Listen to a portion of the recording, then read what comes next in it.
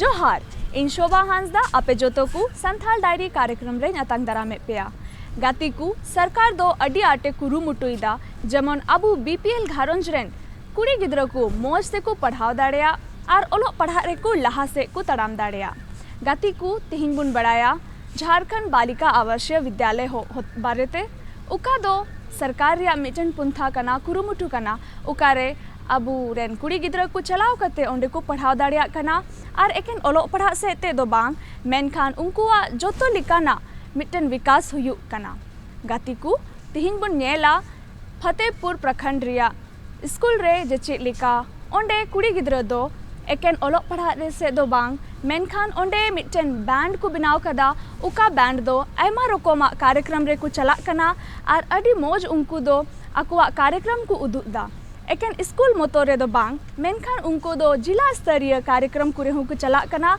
और उनकुआ बैंड अडी जस्ती मौज को कमी दाड़िया कना गाती को दिला तोबे बुन्नेला जेचे लिका जामताड़ा रे फतेहपुर प्रखंड रे आवासीय विद्यालय रे उनको कुड़ी गिद्रा अकुआ न्यूतुम को बढ़ाव इदीदा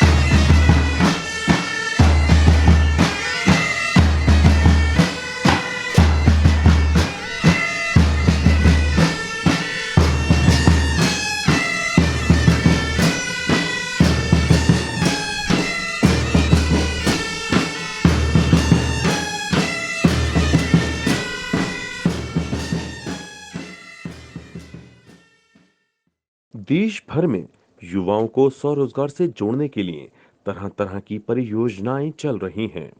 इस परियोजना का मुख्य उद्देश्य देश के युवा वर्ग को लगातार सक्षम बनाकर रोजगार से जोड़ना है। उन्हें अलग अलग तरह के प्रशिक्षण देकर हुनरमंद बनाना है, जिससे वो रोजगार से जुड़ सकें और इनकी आर्थिक स्थिति बेहतर बन सके और आय के साधन प्राप्त कर सकें। इसी क्रम में जामताड़ा के फतेहपुर में झारखंड आवासीय विद्यालय में भी बालिकाओं के समुचित विकास के लिए कार्य किया जा रहा है। जैसा कि आप जानते हैं, संथाल डायरी कार्यक्रम में संथाल में होने वाले विकास कार्यों को हम आप तक पहुंचाने का कार्य करते हैं। इसी कड़ी में हम आ पहुंचे हैं जामताड़ा जिला के फतेहपुर प्रखंड के झारखंड बालिका आवासीय विद्यालय में, जहां पे लड़कियां पढ़ाई के साथ साथ अन्य गतिविधियों से जुड़कर अपना सर्वांगीण विकास कर रही हैं। जी हाँ, हम बात कर रहे हैं यहाँ पे बैंड की। यहाँ पे लड़कियां बैंड बजाकर अपना सर्वांगीण विकास कर रही हैं। तो आइए इनसे हम जानते हैं कहाँ से प्रशिक्षण ली और कहाँ कहाँ प्राइज जीती हैं। आइए इन लड़कियों से जानते हैं। क्या नाम है आपका? नमिता हेम्ब्रम। किस क्लास में पढ़ती हैं आप? 10th। और आपके विद्यालय का नाम?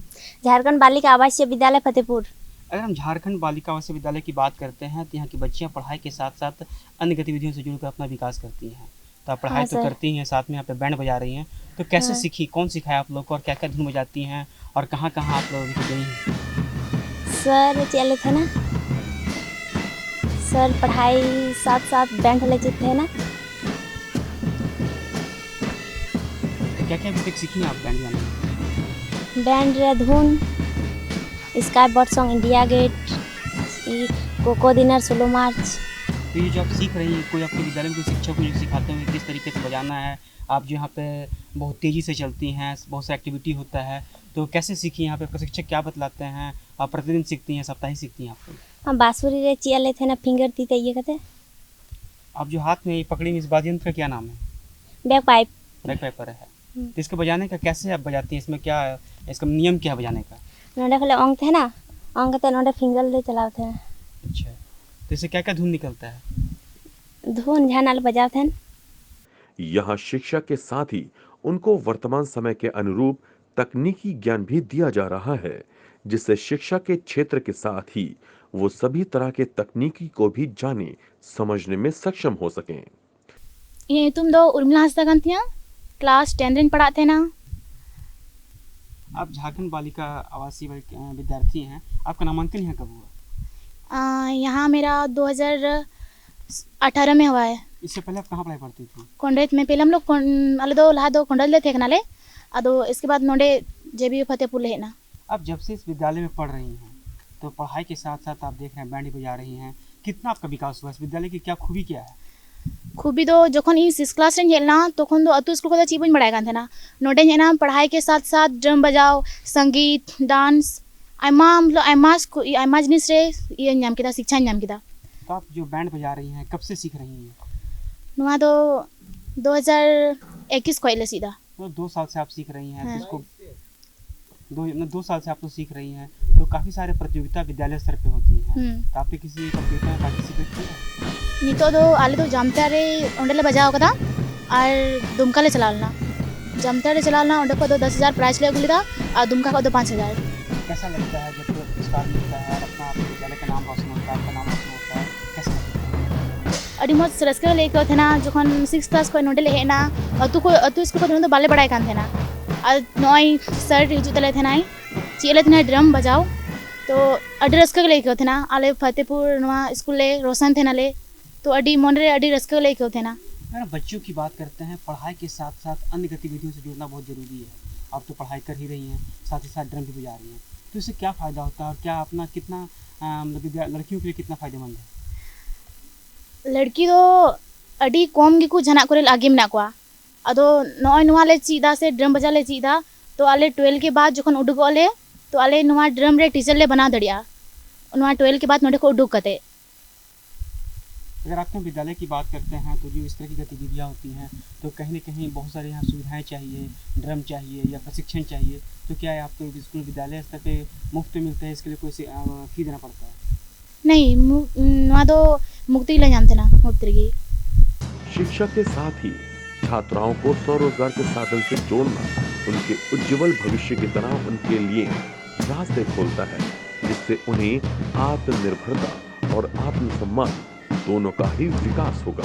जब हम शुरू में आए थे तो ये बच्चे लोग इंस्ट्रूमेंट सब कुछ नहीं देखा हुआ था तब भी, लेकिन मतलब हाँ आस्ते आस्ते कोशिश करने से मतलब ये बच्चा लोग इतना मेहनती होता है, संताल बच्चे लोग मतलब ज़्यादा मेहनत होता है ये लोग का, तो हमको उसमें दिक्कत नहीं हुआ।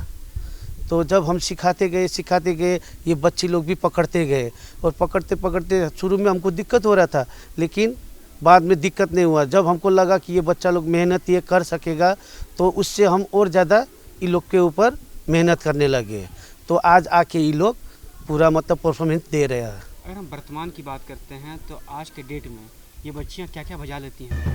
अभी तक तो मतलब जितना फोर्थ में बैंड बजता है, धुन बजता है, वही धुन है ये लोग का, जैसे क्विक मार्च, सोलो मार्च, तो वही मतलब धुन में नाम इंडिया गेट है, आपका कोकोदी नट हुआ, स्काई बर्ड सॉन्ग हुआ, ये सब अभी सीख रहे हैं। अभी आस्ते आस्ते ये लोग सीखेगी सारे जहाँ से अच्छा, प्लस इसमें जनगणना, ये दोनों को हम कंप्लीट करने जा रहे हैं अभी हम लोग। अगर हम बैक पेपर की बात करते हैं, हमें बच्चियाँ देख रहे हैं काफ़ी बखूबी से बैक पेपर ही बजा रही हैं जी। तो इसको एक पकड़ने का तरीका क्या है, किस तरीके से पकड़ना है, किस तरीके से बजाना है, इसके लिए क्या बतलाते हैं?